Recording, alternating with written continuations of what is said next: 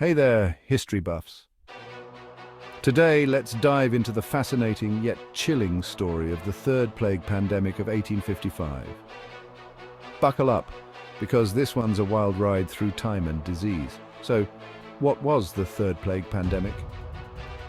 Basically, it was a massive outbreak of the Bubonic plague that started in Yunnan, China in 1855.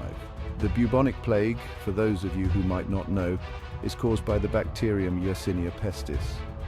Now, this wasn't the first time humanity had faced this dreadful disease. You might remember the Black Death in the 14th century, same bacteria, different century. This outbreak began in the rural parts of Yunnan, which is a mountainous region in southwestern China. Miners working in the region started getting sick, and from there the plague spread like wildfire. By the time it reached the port cities, it had gone global, affecting places like India, Hong Kong, and even San Francisco. All right, let's talk symptoms.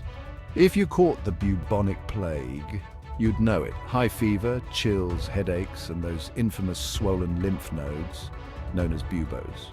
These buboes would appear in the groin, armpit, or neck and were extremely painful. In some cases, the infection could spread to the lungs, causing pneumonic plague, which was even deadlier and could spread through the air. Now, how did they treat it back in the day? Initially, the options were pretty grim. Doctors tried everything from bloodletting to using folk remedies, but nothing seemed to work.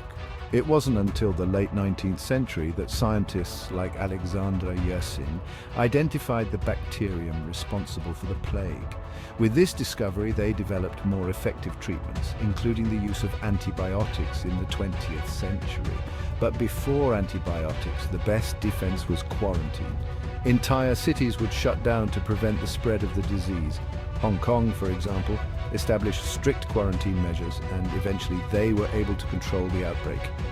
By the time the pandemic ended in the early 20th century, it had claimed the lives of over 12 million people, mainly in India and China. It's a staggering number, but it also led to significant advancements in medical science and public health. So, why does this matter today? Understanding the Third Plague Pandemic helps us appreciate the importance of disease control and the progress we've made in medicine. Plus, it serves as a grim reminder of how quickly an outbreak can become a global crisis. And that's a wrap on our deep dive into the Third Plague Pandemic of 1855.